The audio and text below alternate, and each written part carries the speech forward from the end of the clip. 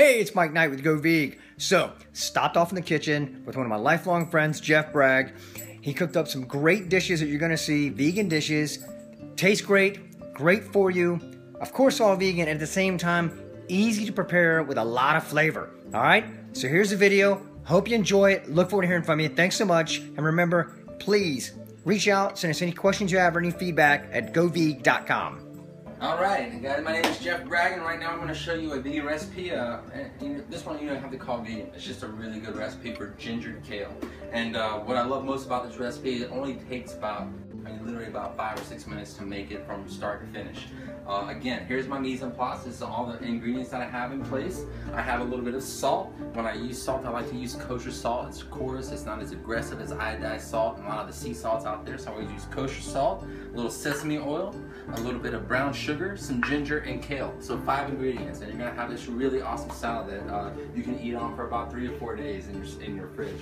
So here I have a huge bunch of kale, and as you know, when you cook a lot of greens, they tend to break down a lot. So this will probably only make a couple of cups of kale salad in the end. But what we're going to do is blanch it. Now, blanching is one of those big, huge misunderstood cooking techniques when it comes to water. A lot of times I see these recipes that call for blanching green beans and asparagus and broccoli for 3 minutes in water and then putting in ice water. You put any vegetable in boiling water for 3 minutes, you're going to end up with something you really don't want to eat. So what you really want to do is when you're blanching, it's generally nothing should blanch for more than 30 seconds. I mean, nothing should blanch. I don't care what vegetable it is. So I'm actually going to take this entire bunch of kale. I have a pot of water. It's a high boil. And then also over here, I have a bowl of ice water. That is important. You don't want to, blanching is not going on hot water and then running it in cold water. You really have to go from extremely hot to extremely cold. And you also want to make sure this ice water is already set up before you drop your vegetables in your hot water. So I'm going to drop this whole thing in here. I'm going to push it down in there. I'm not going to worry too much about getting the stems of the kale all the way down inside the water, because we're going to actually discard that part of the scale, of the kale, before we make the salad. So it's all down in there now. I'm just going to let it go for, I don't know, about maybe like 6, 10, 15 seconds, and that is it. That is all the cooking that is entailed. It goes directly into the ice water.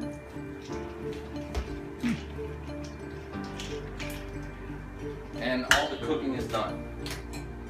Whoa, you're right. So while that cools completely, I'm going to show you guys another cool little trick, is how to properly prepare ginger.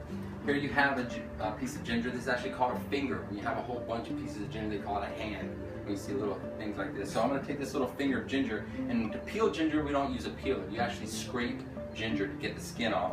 So right here, I just take the hard edge of a spoon, and I bring it down the edge of the ginger, and you can see how easy the skin comes off. And how quick this part of the prep is.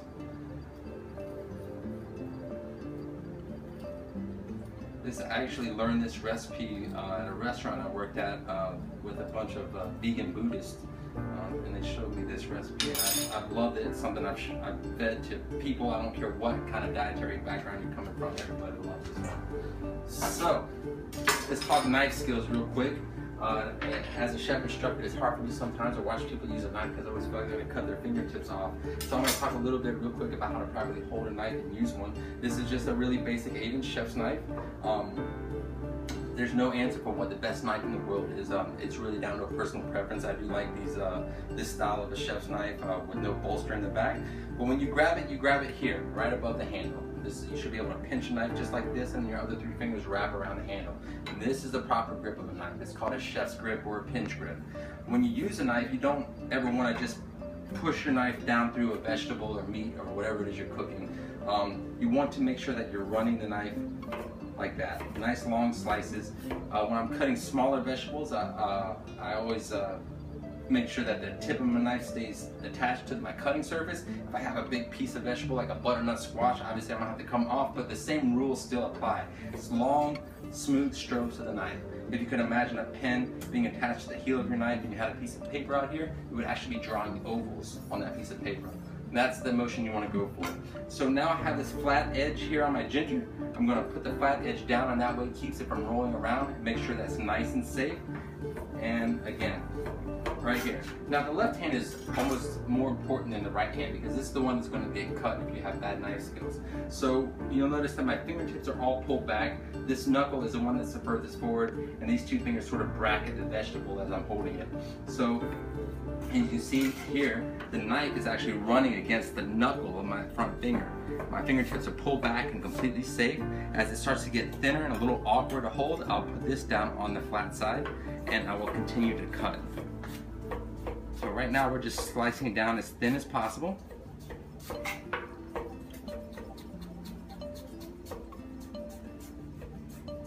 Now here we have some relatively thin ginger. That's not the end though. Now we're going to come back across. Once you have these planks, we're going to come back across and do another cut, and this is going to create what we call a julienne. Technically this is actually much thinner than a traditional French julienne cut, which is to say matchsticks. If you can imagine matchsticks, that's what we're creating.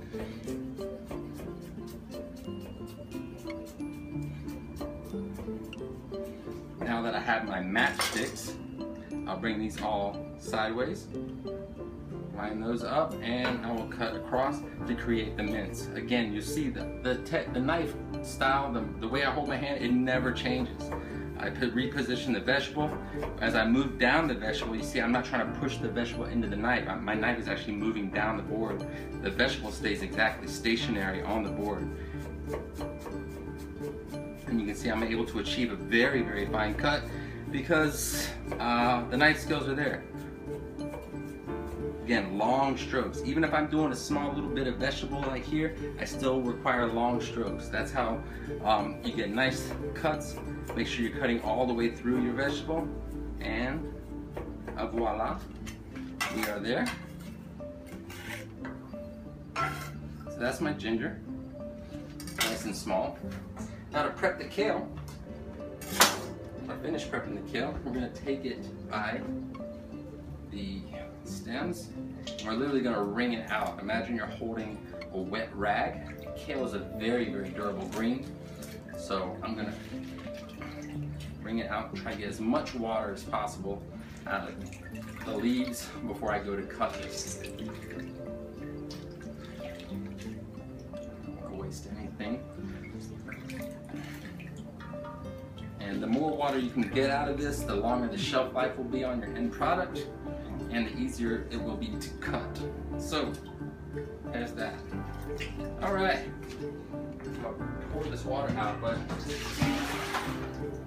I want to wash as few dishes as possible, so I'm gonna use this bowl again.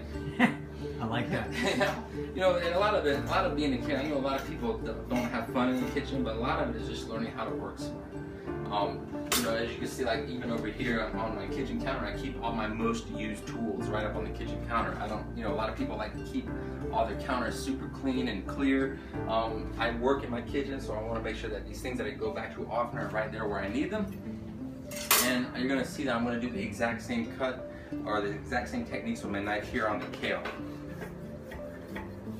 Very, very thin. The thinner you can get this, it's almost the better because it's just pleasant to eat. And as we're going to be incorporating some of the stem in here, I don't want big chunks of kale stem in my mouth. I want to make sure it's pretty thin but still edible. So, and let's have a look. We'll see how thin some of these ribbons can get here. And that's kind of what we're looking for. Nice shaved kale.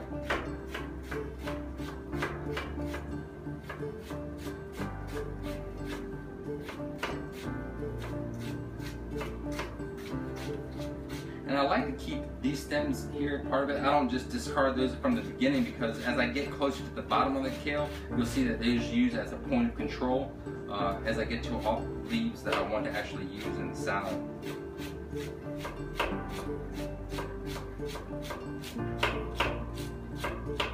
Not only is this a really delicious salad, it's also extremely affordable. As you can see, it's easy to make.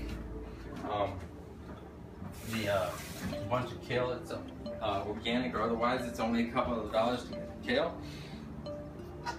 We'll put all of this into the mixing bowl.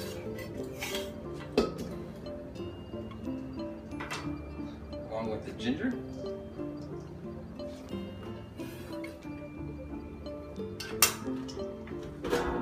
going to add is our seasonings. A little bit of kosher salt, not too much, just a little bit of sprinkle. And you can forego some of the salt if you add some salt to your blanching water. A little sesame oil, just enough to sort of coat the leaves. Probably won't even use all of that. And then a little sprinkle of sugar. I would be careful about, I know a lot of people end up, you know, they like sweet, but I would be careful about putting too much sugar in this particular salad. You don't necessarily want a sweet salad.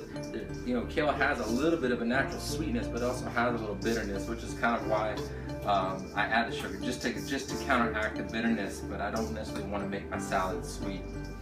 And that is it. Now this makes a really great side dish with just like maybe a little bit of grilled baked tofu and a little bit of brown rice, and you can have a really nice meal packed with a lot of vitamins, minerals, a complete protein, and a little bit of carbohydrate to give you some energy. And it's and as I said, this is a great thing that you'll keep in your fridge for a few days. You'll have a really quick go-to if you just need a real quick snack, something to pack into a lunch box on your way to work. It'll keep nice. It eats well at room temperature. It eats well cold. And if you like, you can even give it a quick stir fry in the pan if you really like your vegetables hot. So that is our ginger kale salad. I hope you enjoy it.